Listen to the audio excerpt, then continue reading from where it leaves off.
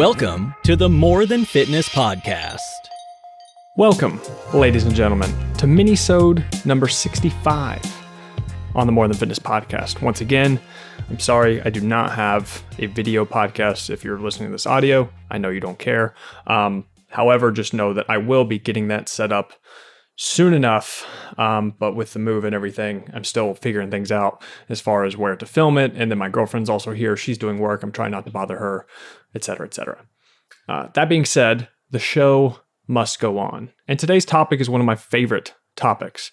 And if you're on my email list, you're already going to have heard this, but even if you read through it, I think it's a good reminder to hear it once again, because I'm sure there's one or two things that you might have missed or that you would like to implement right away. But the topic today is how I like to make the right thing the easy thing. Because I'm proud to admit that I'm a productive, lazy person. And if it were up to me, I would lay in bed, drinking caffeine all day, and spend my time reading, writing, and learning about cool shit. I would sprinkle in some walking outside, lifting weights, and catching up with my friends, family, girlfriend, but that's about the extent of what I need to be happy. Unfortunately, bills exist, so I have to actually do things. But since I'm a productive, lazy person, I'm not going to work any harder than I need to create the life I want. I think being a hard worker for the sake of calling yourself a hard worker is stupid. How I do it is pretty simple. I follow one principle to get shit done as a productive, lazy person. Again, I make the right thing the easy thing. That's it. I simply design for laziness.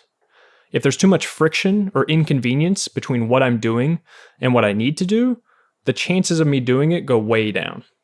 So I make it so ridiculously easy to accomplish that I'd embarrass even myself if I didn't make it happen, which definitely still happens.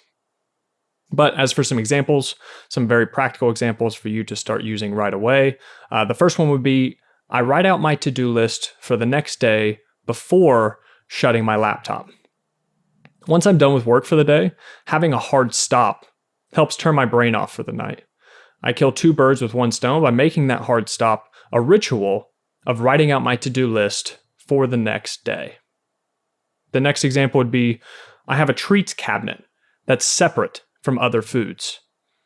Eliminating trigger foods can be helpful, but not always practical, especially if you have kids, you have spouse, etc. By having a treats cabinet that's harder to reach and not easily accessible, it reduces my temptations. There's more friction for me to get the delectable treats. The same concept can be applied to refrigerators, pantries, etc.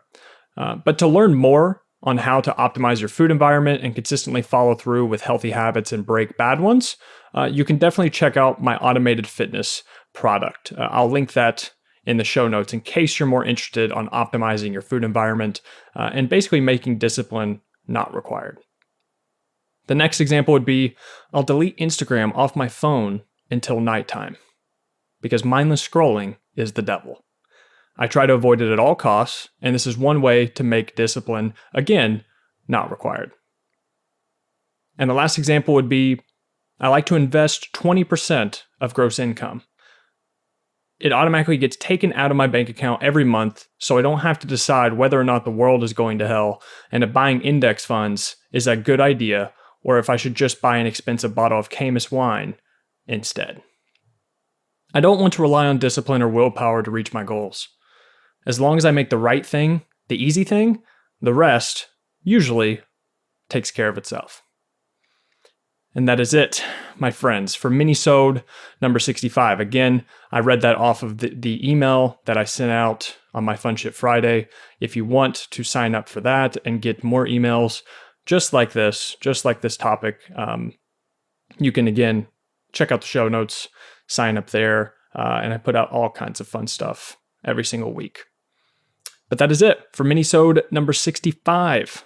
On the More Than Fitness podcast. This is a very short one, but I will be back soon with more goods for you guys. Hope you are staying well, staying healthy, staying safe, staying sane. And that is it. I'll talk to you guys soon.